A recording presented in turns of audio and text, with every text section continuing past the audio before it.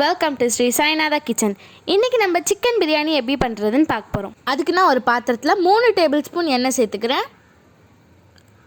கூடவே 1 table spoon நெய் சேர்த்துக்கிறேன். நல்லா காஞ்சதும் 3 ஏலக்காய், 6 கிராம்பு, 2 பட்டை, 2 பிரியாணி இலை சேர்த்து நல்லா வதக்குங்க.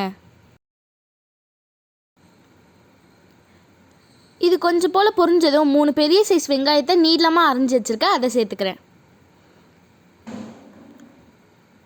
கூடவே 4 பச்சை மிளகாவை சேர்த்து நல்லா வதக்குங்க. இப்போது 1 டேபிள் ஸ்பூன் இஞ்சி பூண்டு பேஸ்ட் சேர்த்து நல்லா வதக்குங்க.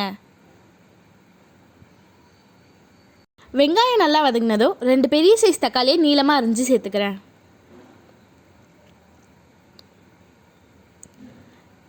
இப்போ 2 நல்லா வதங்கியாச்சு. சிக்கனை சேர்த்துக்கிறேன். இன்றைக்கி நான் 1/2 கிலோ சிக்கன் எடுத்துக்கிறேன்.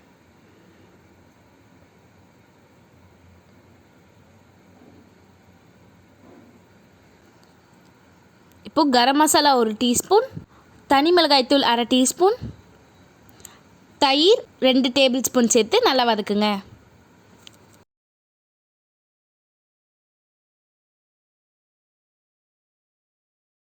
இப்போது 1 கைப்பிடி அளவுக்கு புதினா, 1 கைப்பிடி அளவுக்கு கொத்தமல்லி சேர்த்து நல்லா கலருங்க.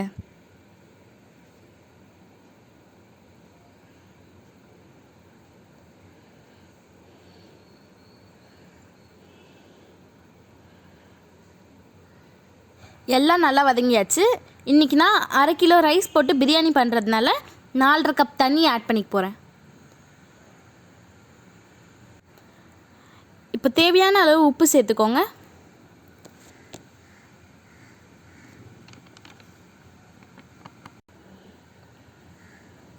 இப்போ நான் ஒரு 5 நிமிஷம் போல் மூடி போட்டு மூடி வைக்க போகிறேன். 5 நிமிஷம் ஆயிடுச்சு. தண்ணி நல்லா கொதிச்சு வருது. இப்போ நான் கழுவி ஊற வச்ச பாஸ்மதி ரைஸை இதில் சேர்த்துக்க போகிறேன்.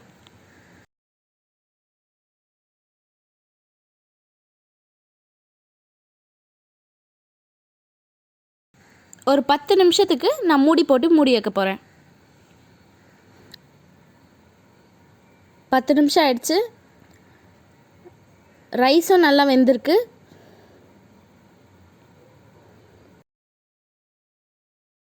இப்போ கொஞ்சமாக நான் கேசரி பவுடரை தண்ணியில் கலந்து வச்சுருக்கேன், அது சேர்த்துக்க போகிறேன்.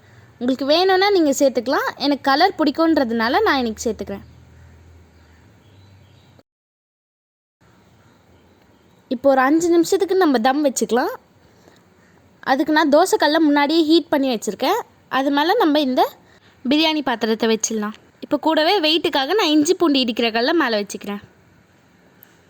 இப்போ 5 நிமிஷம் ஆயிடுச்சு. பார்க்கவே நல்லா இருக்குது பிரியாணி. பாருங்கள், நம்ம கலர் சேர்த்ததுனால 2 கலராக கடையில் வாங்குற மாதிரியே வந்திருக்கு பாருங்கள்.